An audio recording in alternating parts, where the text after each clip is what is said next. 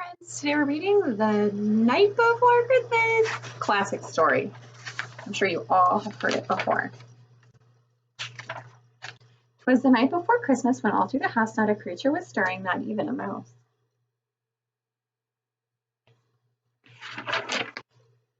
The stockings were hung by the chimney with care in hopes that St. Nicholas soon would be there.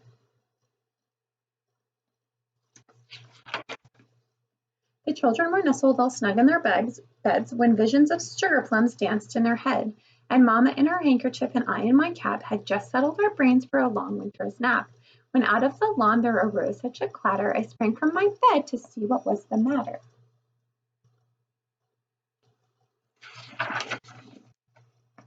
Away to the window I flew like a flash, tore open the shutters and threw up the sash. The moon on a breast of the new-fallen snow gave the luster of midday to objects below.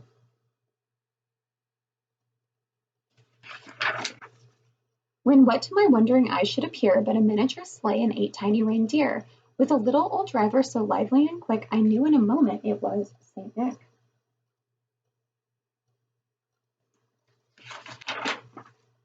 More rapid than eagles his courses they came, as he whistled and shouted and called them by name. Now Dasher, now Dancer, now Prancer, now Vixen, on Comet, on Cupid, on Donner and Blitzen, to the top of the porch, to the top of the wall. Now dash away, all.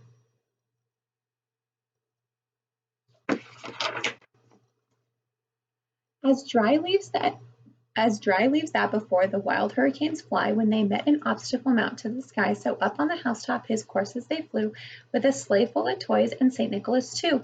And then in a twinkling I heard on the roof the prancing and pawing of each little hoof.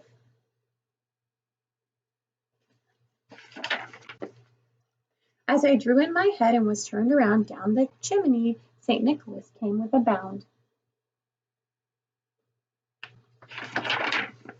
He was dressed all in fur from his head to his foot, and his clothes were all tarnished with ashes and soot. A bundle of toys he had flung on his back, and he looked like a peddler just opening his pack.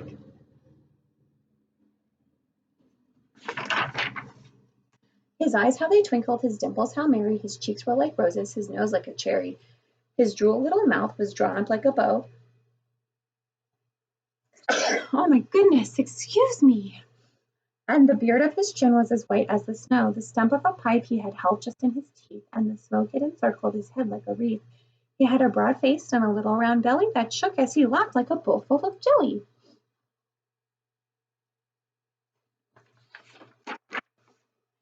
He was chubby and plump, a real jolly old elf, and I laughed when I saw him in spite of myself.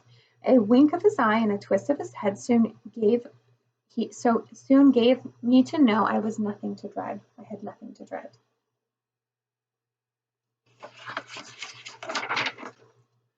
He spoke not a word, but went straight to his work, and filled all his stockings, then turned with a jerk, and laying his finger aside on his nose, and giving a nod up the chimney, he rose.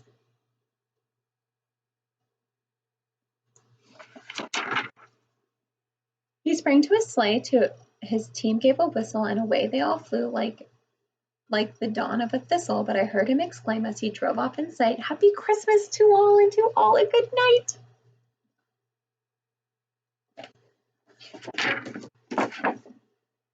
Merry Christmas, friends!